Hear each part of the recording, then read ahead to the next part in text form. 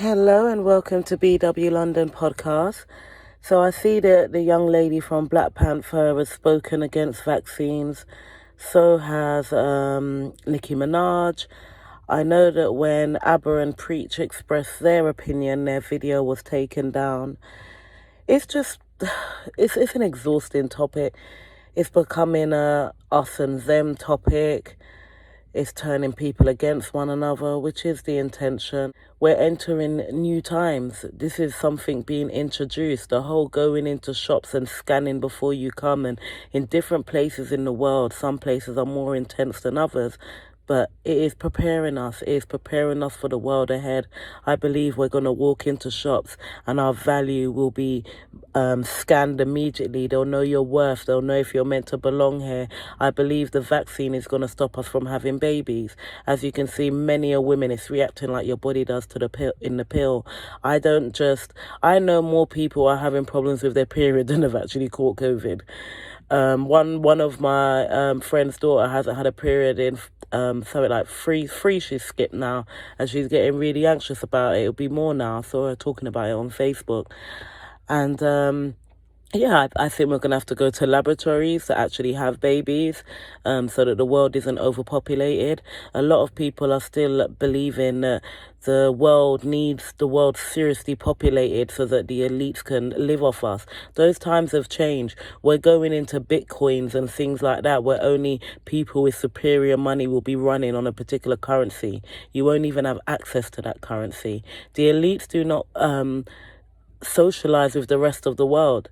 And especially if they're ritualized elites and like entertainment elites, they do not see us as people. We are cockroaches.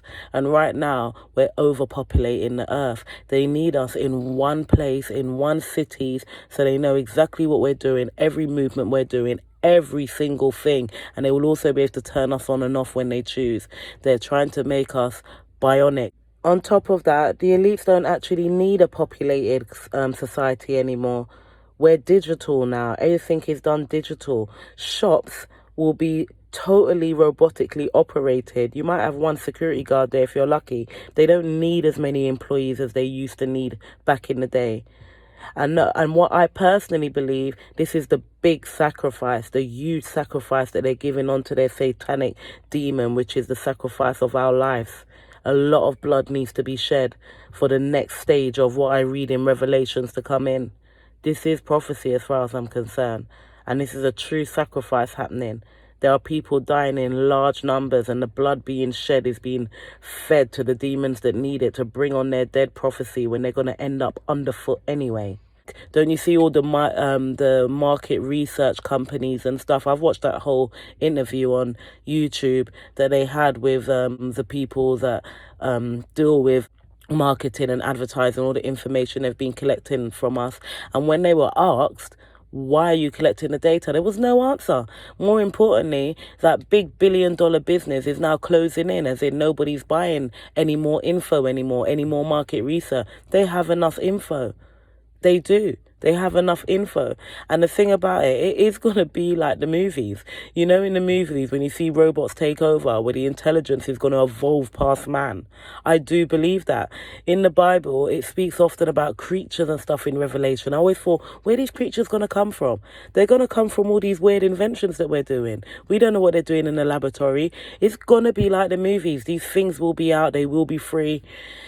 We're living in crazy times, and this is already written. If anybody is Christian, you already know that it's written. And if you're fortunate to come from a church that ain't just preaching prosperity and they're actually preaching the Bible, you guys would have heard this sort of thing before.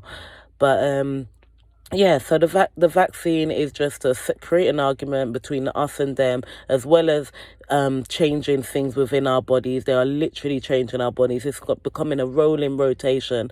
And for people that work in schools, that work abroad, if you're anti-vaccine, what are you going to do? How you can't not travel. It's like being blackmailed into it. I've got things that I plan to do with my children abroad next year. What do? Do I vaccinate all of us? Do I jeopardize them not being able to have kids? Does it even matter? Because the world is going to be that tightly controlled. I don't even know what more to say on it. It's just, it's obvious what's happening for the people that really still speak the language of, oh, well, we've got to be careful. But it's just weird. It's just weird. It's like, how do you still exist? But there's thousands upon thousands, if not billions, of people like that.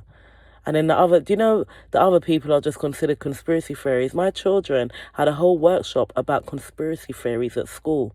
They talked about believing the royal family's lizards. They said all kinds of different stuff. But I thought, look at that. They really do prepare them in school. They've been scanning and doing those kind of ID identifications in school. I didn't even know that was happening for the last 2-3 years. But that's where they introduce it. Schools are literally to turn you into the robot or whatever society needs at the time.